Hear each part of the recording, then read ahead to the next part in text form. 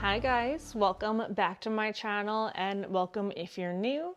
My name is Sarah, also known as LaughLoveLangella, and in today's video I'm doing another making home series video, just doing some little random things around the house, adding some touches.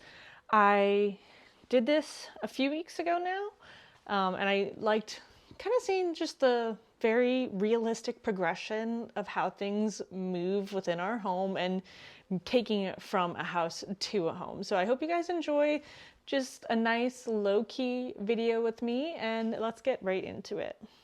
So we are in my half bathroom right now. I apologize if it's a little bit echoey. There's not much happening in here.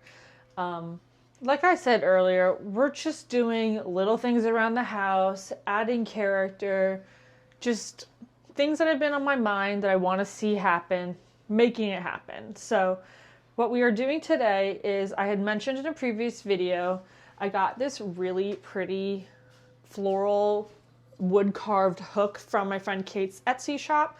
She does not have another one of these. Her friend actually has one in her shop as I'm filming this. So if it's still available, I will link it, but it's so incredibly pretty. But I want to hang a basket. This is the one that actually used to be next to my front door. So I want to hang a basket here, so that way I can add some florals without having anything on the countertops in the bathroom. This one, this one does stick out a little bit. My preference would be something a little bit more shallow, but I really like the color tone of this with the vanity. If you guys have been here for a couple of years, we actually did a facelift on this bathroom ourselves. We did a Pottery Barn Look for Less vanity that we built ourselves following somebody else's plans, but still love this space. Eventually, we are going to put real tile down. This was just obviously before we redid the flooring throughout the whole house, but I digress. I will have that video linked below if you have not seen it. But we're gonna add this here, and I'm not gonna make the same mistake that I did in the front and not use a wall anchor, because let's be real, it's gonna rip out. So I have one of these gigantic anchors that are really, really heavy duty. So we're gonna put this in and hang it up.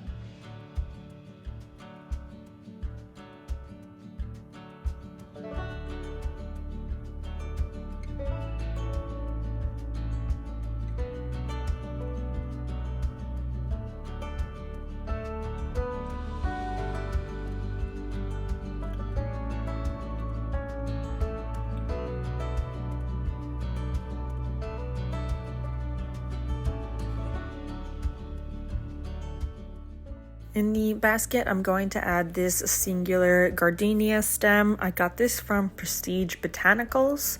I don't know if they still have it in stock. If they do, I will share the link below. I know A Floral has an option.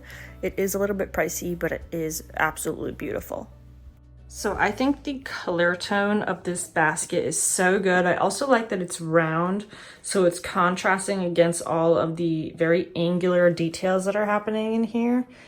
And it pairs so nicely with our vanity color as well. I just don't like how far out this is sticking from the wall. So like when you are standing at the vanity, it's kind of creeping in on it. So I'm going to try to find a very similar basket that is just a little slimmer. I think that'll look a lot better. It probably would look better not having this here too, because it's kind of overcrowding the space suddenly, but I'm gonna live with it for now and maybe see if I can find something else.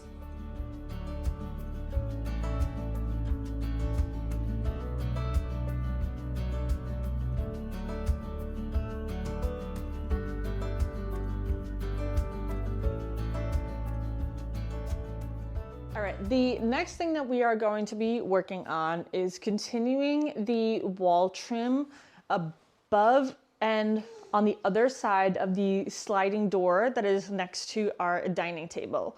Now, I had shared in my last making home video, which by the way, if you guys would like this to be like a monthly series, I feel like weekly or bi-weekly might be too frequent, But if you would enjoy a monthly segment of me just kind of going through random things that I do during the week to add to our home, finish up those 95% projects that are lingering in my mind, leave me a comment down below. I would actually be happy to do that.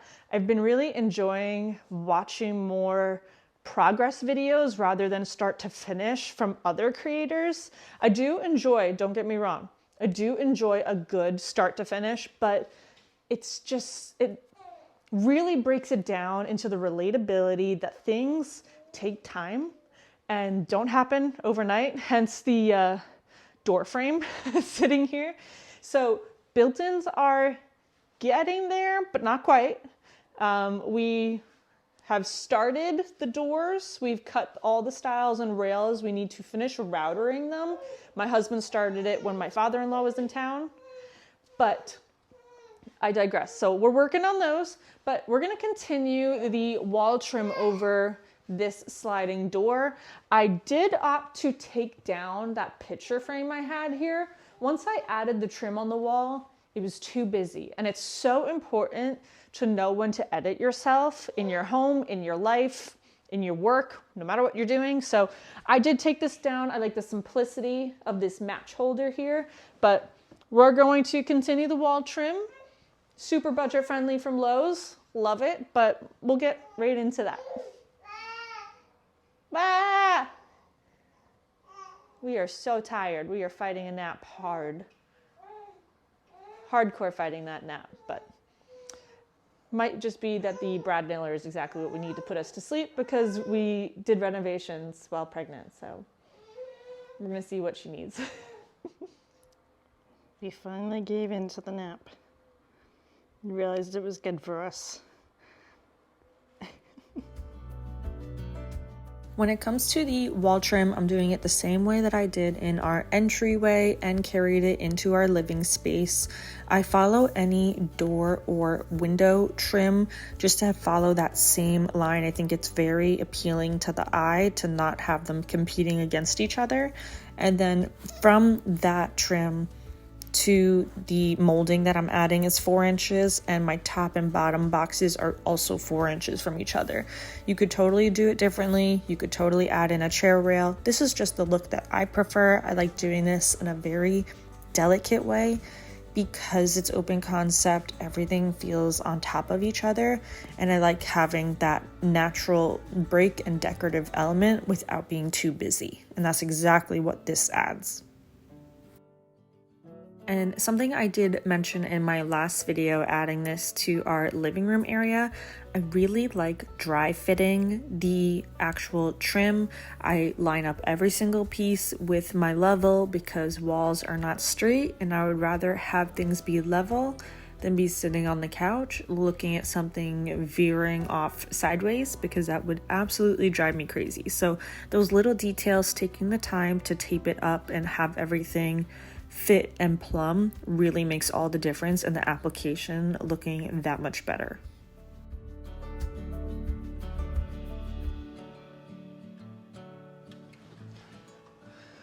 So right over here, I am short from where my line is that I need to run this to. So I actually, whenever you're joining any boards like baseboards or something, don't do a straight cut. You're better off actually mitering them together.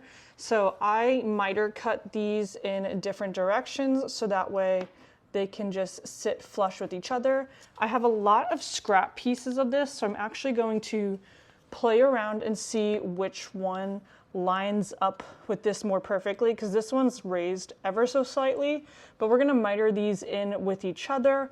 When I actually attach it though, I'm going to attach it with some caulking in between them so that the seams just blend together.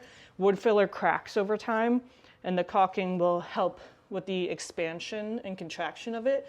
So we're gonna do that to bring it over to the edge here. I absolutely love this trim from Lowe's. Like I've said before, it is a daintier one. Traditionally, people use a thicker option of it. I just like the slimmer profile of this one personally. If you like the thicker one, there's absolutely nothing wrong with that either. I have plans of actually using this around the majority of our home. I think it just really adds a lot of visual interest without being busy.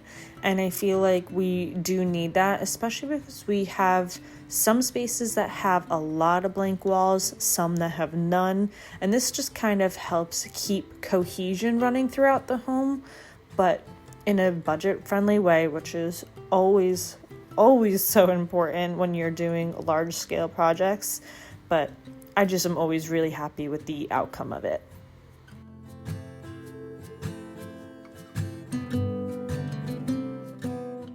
Just wanted to say a quick thank you so much for tuning into my channel today. I so appreciate that you guys take the time to hang out with me in your daily lives, make it a part of your routine every Saturday morning or whenever you get around to them. But I just so appreciate your ongoing support and kindness, and I hope you enjoy watching the transformation of where we started with our home and where we are going to end up with it.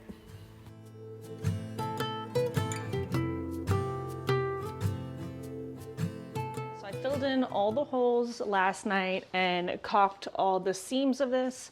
Sometimes I do it after priming, sometimes I do it before. It kind of just depends when I have a moment. I just take 5 minutes here or there to chip away at things. If you guys follow me over on Instagram, I actually posted a reel of me and Miss Delicious filling in the holes together. It was honestly so incredibly cute. But we're going to prime this now. Painting might happen only because my paint has gone bad. I had like the tiniest bit left in a can and it wasn't sealed, and it is literally pudding. And so if I feel like going and getting more paint right now, I'll do that, but at the very least I'm going to prime it. But I did want to share something that is super great if you are a DIYer doing smaller paint projects where you're using one of the 4-inch rollers. This little piece here is a paint tray, is a silicone paint tray, or rubber, I'm blanking out. It's a paint tray that fits on your paint can. It was like $15 on Amazon, and I have to tell you, it is one of the greatest things I have ever gotten because it makes stuff like this so easy, and you can just rinse this in the sink. And I mean, mine is not good as new just because I've used it so much, but it just literally snaps right over it and makes your life incredibly easy. Even if you're just using a brush, I still put this on the paint can because anything to make you work smarter and not harder is worth it to me. So I'll have this linked in the video description. So if you guys are doing any projects around your house, definitely pick this up. It's a must-have. Using my go-to Ben Zinsser primer, I use this for every single project. I've done it both tinted and non-tinted, depending if you're doing a lighter or a darker color. But again, this paint tray is seriously so life-changing for a DIYer. Depending on the size of the paint can, one with the big lip like this, you kind of have to finesse it a little bit. But again, it just makes it so much easier to get your projects done with a lot less cleanup.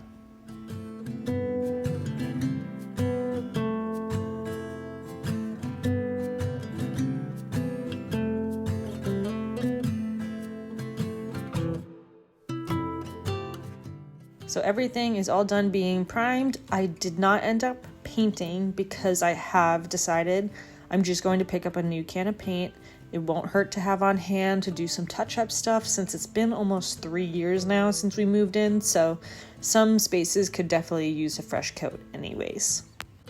So today I'm also going to be changing out this runner that is behind our couch downstairs. I absolutely love it.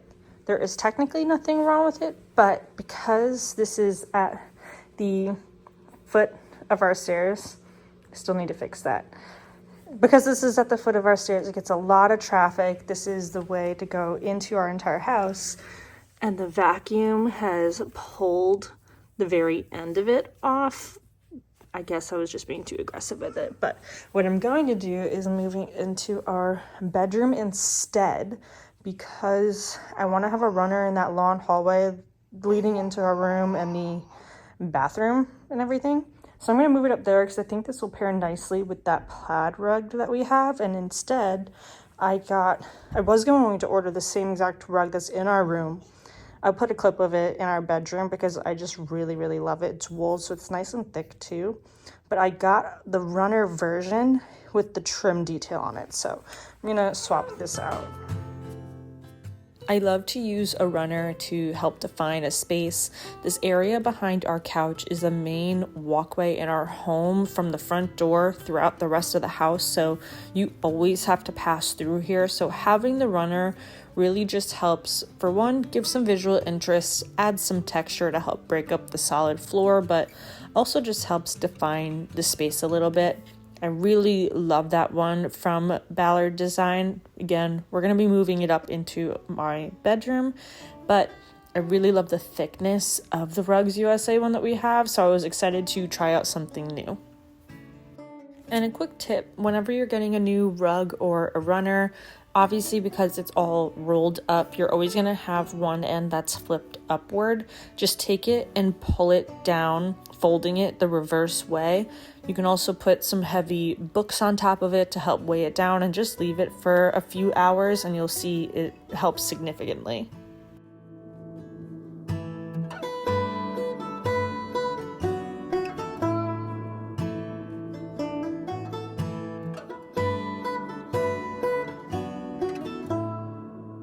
I think the runner looks so good right here. It's very light, white, and bright in our room.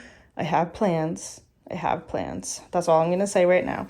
But I love that the darker color of this pulls from the frames that we have here. Obviously, we have the black hardware all throughout our home too, but I think it pairs, don't mind, this is the natural state of our room. It's a little messy. This pairs so nicely with this rug. Originally, like I had mentioned, I was going to get the same as this and put it here. I thought that would be too matchy-matchy. I'm not really into that stuff. I like mixing different things. The brown tone of this is different than this, but they're both a warm brown, including our floor. So it all works together so nicely. I love this jute runner. This is Ballard Designs. Love it. This is Rugs USA, and the runner downstairs is also Rugs USA.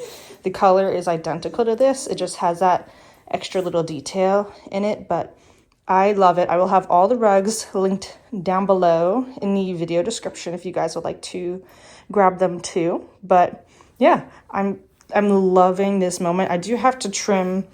I have a rug pad under this because the jute will just slide everywhere. I do have to trim it ever so slightly, but in due time, maybe like a month from now, I'll get to that. So that is going to wrap up today's video, friends. I sure hope you enjoyed seeing some small touches I added in our home. Definitely leave me a comment down below. Let me know if you would like to see a making home series happen once a month, every other week. Let me know your thoughts in the comments down below. I did ask you guys in the community post tab on YouTube. I also asked on Instagram as well if you would like to see a Q&A from me. I've never done anything like that before, and I got a lot of yeses to that. So I'm going to have a pinned comment on this video. Leave me all your questions that you have. I do remember some of the ones from when I had asked on Instagram, and obviously if they're on the community post on YouTube, they're going to be there, but I will have a pinned comment. Leave your questions there, and I'll put together a little video. I'm not going to let it go too rambly, but what it is you would like to know about me, our home plans, whatever it is that's on your mind, let me know and we'll get around to it. But thank you so much for hanging out with me here today, friends, and I will see you in my next video. Bye.